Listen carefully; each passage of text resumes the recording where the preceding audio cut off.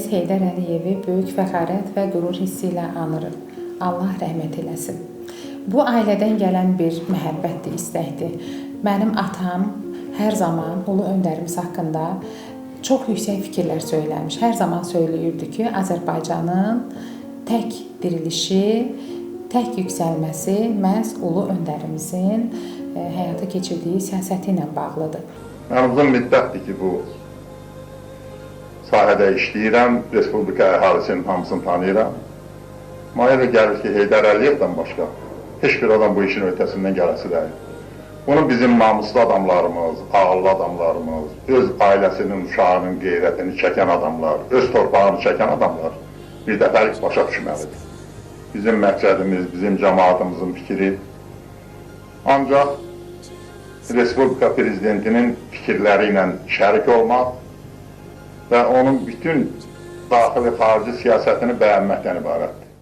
Bugün Azərbaycan ulu öndərin sayəsində müstəqil Azərbaycandır. Bugün Azərbaycan dünya arenasında, dünya dövlətləri arasında məhz ulu öndərimiz Heydər Əliyevin sayəsində adı fəxrlə çəkilir. Ulu öndərimizə Allahdan rəhmət diləyirik. Bugün onun 102-ci anadan olmasının ildönümü qeyd olunur. Bizdən sonraki nəsillər də hər zaman illər keçəcək, əsrlər keçəcək. Heç zaman ulu öndərimizi unutmayacaq. Çünki müstəqil Azərbaycanımızın qurucusu, banisi, yaradıcısı məhz Heydər Əliyevdir. Bugün onun siyasəti nəticəsində də Qarabağımız azaddır. Bugün məhz hər zaman söyləyirdi ki, vaxt gələcək, Azərbaycan bayrağı işğalda olan torpaqlarımızda dalgalanacaq. Biz böyük fəxr hissi ilə bunu qeyd edirik ki, biz artıq qayıdırıq Kəlbəcərimizə, Laçınımıza, Cəbrayılımıza, Qocalımıza, Ağdamımıza və Ağdərəmizə və ən böyük uğur isə Xankəndinin artıq Azərbaycanın ərazisində olmasıdır və orada da bizim üç rəngli bayrağımız dalgalanır. Bu hamısı ulu öndərin siyasətidir və bugün cənab prezidentimizin uğurla bu siyasəti davam etdirir.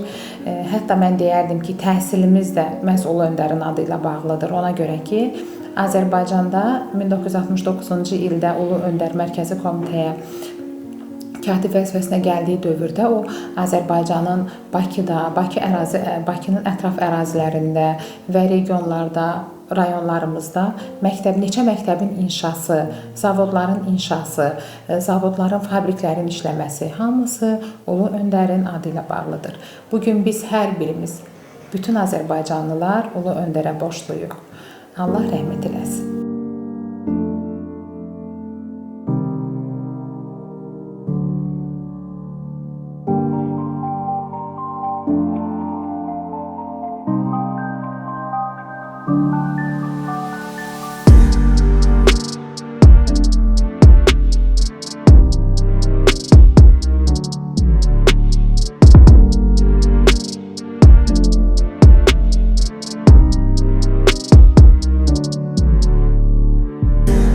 Müharibədə vuruşan qəhrəman, cəsur Azərbaycan övladlarını boya baş satdıran analar və qadınlar cəmiyyətimizdə xüsusi yer tutur. Əsrlər boyu xalqımız böyük tarixi yol keçibdir. Tariximizin hər səhifəsi bizim üçün əzizdir. Xalq gərək daim öz kökünü xatırlasın, tarixini öyrənsin, milli mədəniyyətindən, elmindən heç vaxt ayrılmasın. Biz öz tarixi milli köklərimizlə, milli dəyərlərimizlə, milli mənəvi ənənələrimizlə, böyük tariximizlə fəxr edə bilərik. Azərbaycan dövlət müstəqilliyi əbədi, sarsılmaz, dönməz olacaqdır və Azərbaycanın bugünkü gənc nəsli gələcək Azərbaycanı daha da yüksəklərə qaldıracaqdır. Əgər Azərbaycan xalqı müsəlman şərqinə ilk dəfə 1873-cü ildə milli teatr yaratmış və bunu dünya mədəniyyətinə, Avropa mədəniyyətinə qovuşdurmuşsa, bu xalqın mənəviyyatı var. Ona qədər böyük mədəniyyətə, nə qədər böyük intellektə malikdir. Mənim üçün hər şeydən əziz mənim xalqımdır, mənim vətənimdir, mənim torpağımdır. Əgər hər hansısa bir ölkənin xalqları öz hüquqlarını anlayır və qoruya bilirsə, o zaman ən kiçik dövlət belə ən böyük məmləkət qədər güclü olar.